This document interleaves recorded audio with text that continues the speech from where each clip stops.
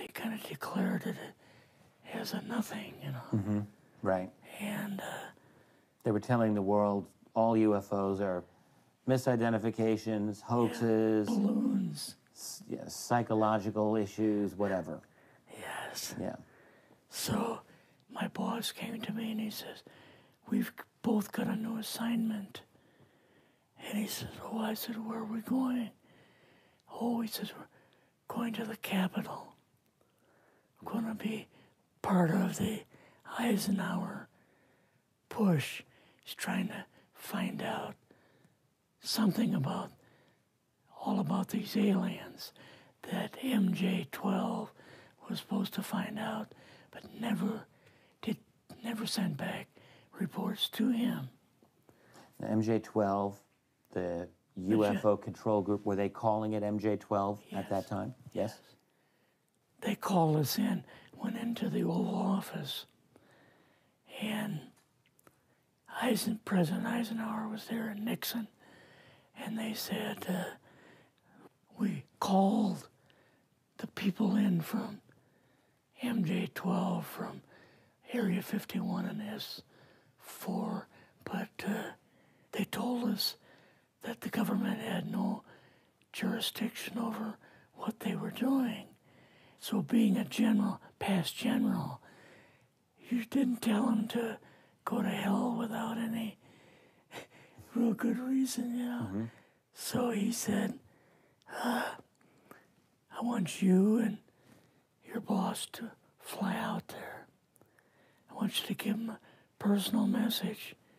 And he says, I want you to tell them, whoever is in charge, tell them that to get in, they have this week, coming week, to get into Washington and to report to me. And if they don't, I'm going to get the First Army from Colorado, and we're going to go over. I'm going to take the base over.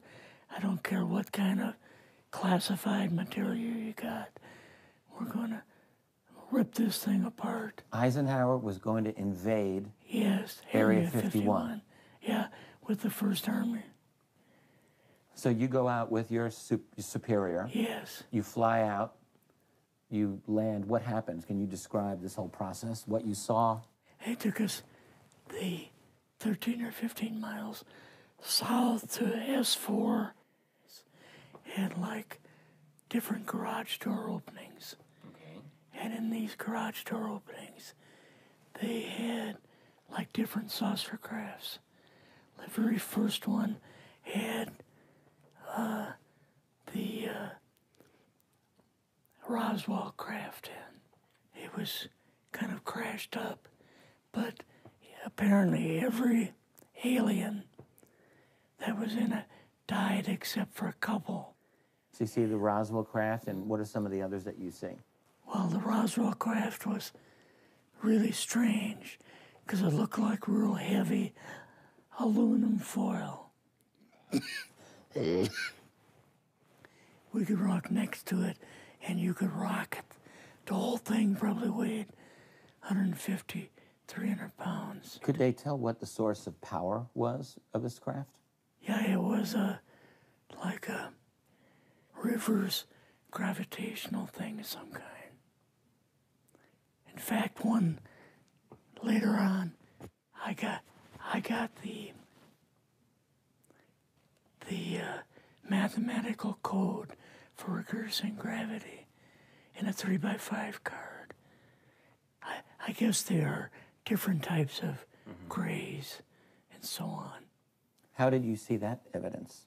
Well, at the later on at S4, we viewed the autopsy film, and then the colonel said, "What we've got in here is we're interviewing a gray alien." All right, right there. How did you feel at that moment? Well, I thought, boy, we had no idea we were going to see the real thing. All we saw was film. You had to have a little bit of heart racing at that moment. My boss was able to go in and partial interview with him. So what did this gray alien look like? Could you describe him a little bit? This one looked a little bit oriental. So I'm just wondering if it looked almost human, what about this didn't look human? No, it didn't look human as far as the skin tone and basically the shape of it and the size. How was its head size compared with a normal human, for example? Brain was kind of a little bit bigger. And some of the nose was very, very small. And the ears were just like holes. Mouth was very small. Now, why were they bringing you out here at all, anyway, to see an alien? What was the point? To go back and tell the president they actually had one. So he did not know at this point No, if there was an alien at S4? no. What did you do then at Area? Were you done, or did you have other things to do with Yeah, S4? so basically we were kind of done, went back to Area 51. They took us into the main building, and there we saw a U-2, which of course we didn't know existed. And a model of the SR-71. Yeah, the Blackbird. So, but like I mentioned earlier, it was not a model of the current Blackbird, It's an earlier version. but an early version. Did you go directly to Washington after this? Yes. Or did you go somewhere else? How did they get, did you fly regular airline or? We flew back to the commuter plane back to the air base, and then took President Eisenhower's Lockheed Electra back to Washington. You and your supervisor, Yeah. superior officer, and now you're meeting with the president? Yes. Can you describe this?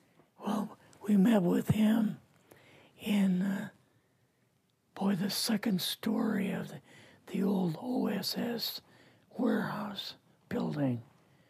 And Eisenhower and Nixon were there, and also Hoover was there. So he asked us what was going on, and we told him about the alien, the whole situation, and the black projects and so on. And he was just totally shocked. He appeared for the first time to be worried. You know, like he was worried. I would think that Eisenhower would, I mean, he certainly knew that flying saucers were real. Yes. He knew that there were aliens. So I guess I'm just wondering, what would he have been, really surprised about? Surprised about the black programs. Eisenhower said, got to keep this thing completely secret. You know, can't talk about this. Your actual name is, the name you grew up with, that was a different name than what you had in the... I never used it in the CIA at all. Now, what about today?